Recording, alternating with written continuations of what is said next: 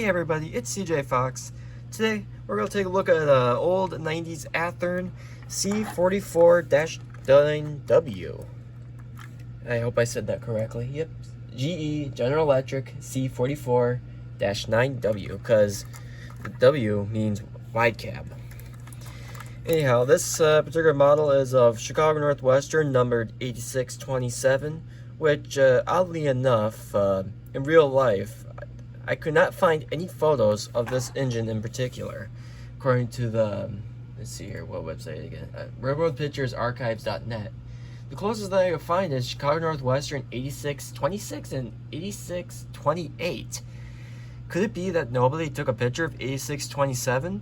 Or could 8627 never existed? The mystery begins. Anyhow, this particular model is, again, it has an older Athearn's drive, six wheel all-wheel drive model. It has a 5-pole motor, and just like with any other Athearns, this model has been almost bulletproof for me.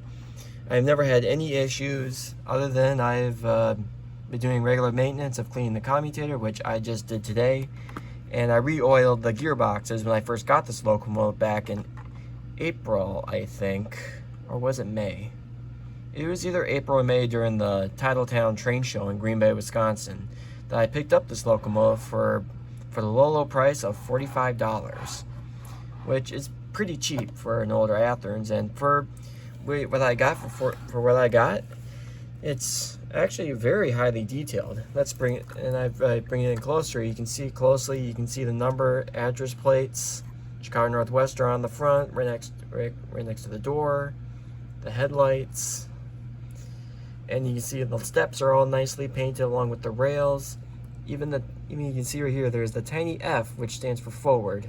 Which, for instance, if you look at any diesel locomotive, even it's obvious for a modern one, but if you look at an older model, like say a GP9 or the older GPs or SDs, the front of the locomotive will be marked by this little F right here. Little fact. And you go along down the side, you see all the various doors and panels. The vents are picked out, the edges are picked out in nice silver there. I personally, what I did, I picked out in silver the door handles, the panel handles. You go back towards the middle, 8627. Up on top you see the horns, which are actually made out of brass, so that's a nice touch.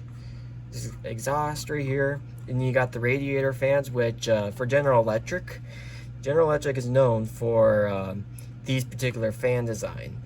If it's the way to tell between General Electric and EMD is that EMD has circular radiator fans up on the back, or in the middle, or anywhere really.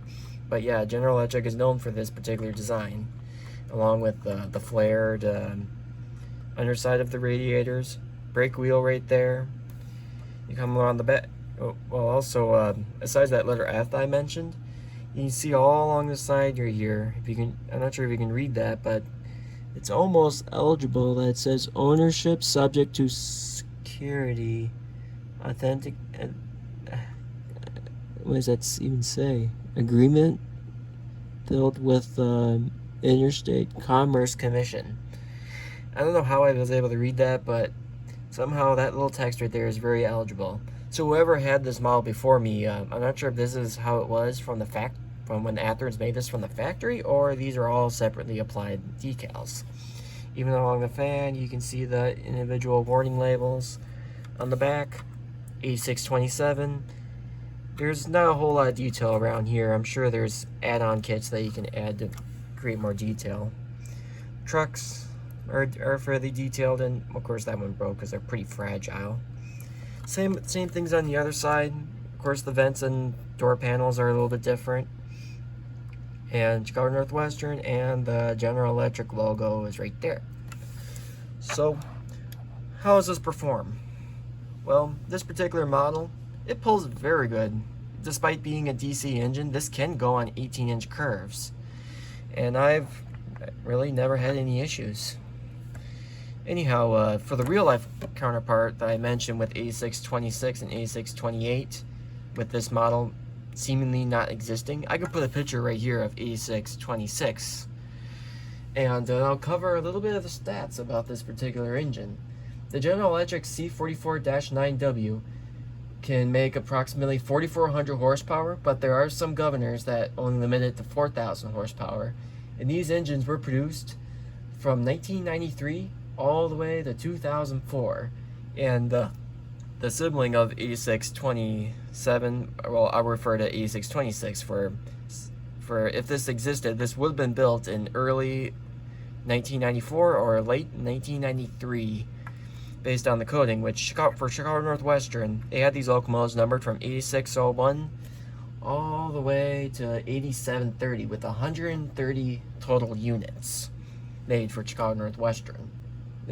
These locomotives do have a top speed of 74 miles an hour and 119 kilometers an hour for those that are outside the United States, and it has a traction effort of 142,000 foot-pounds of torque and a continuous foot-pounds of torque of 105,640 at 13 miles an hour, or 21 kilometers per hour.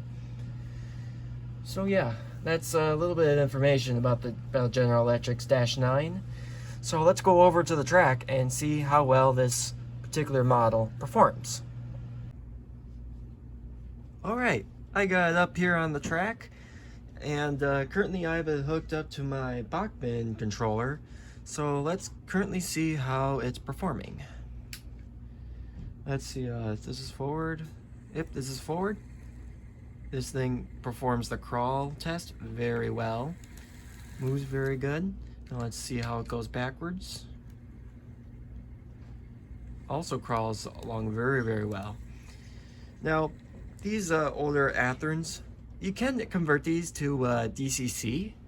But with mine, it's kind of a tricky situation, as when it goes up to speed, the motor does create a little bit of noise, which I will demonstrate right around here. Let me back up the engine here.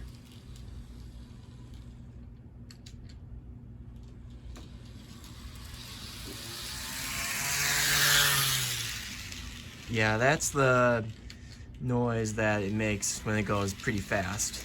But it is a freight engine after all, so it's not exactly designed for speed. So you could DCC a locomotive like this, although you better get sound installed to cover or mask the electric motor noise. So yeah, it runs very, very well. So let's get a consist going on this engine and see how well it goes. So let's back up to the consist.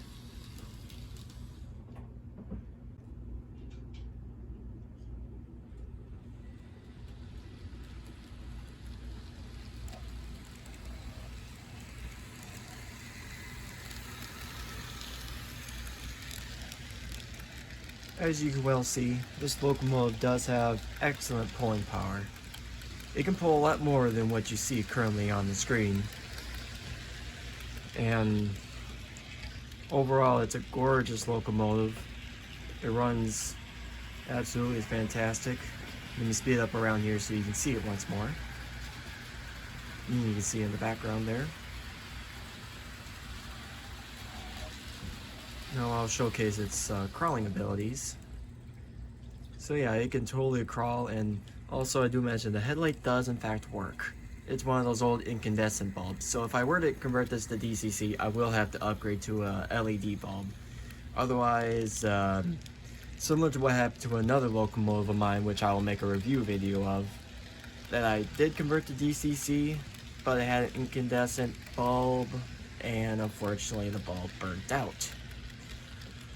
So yeah, this locomotive, it provides plenty of power, good looks for its price point, and I do recommend pretty much any Athearn's product, even including the Challenger, of course, but that's for another video to come.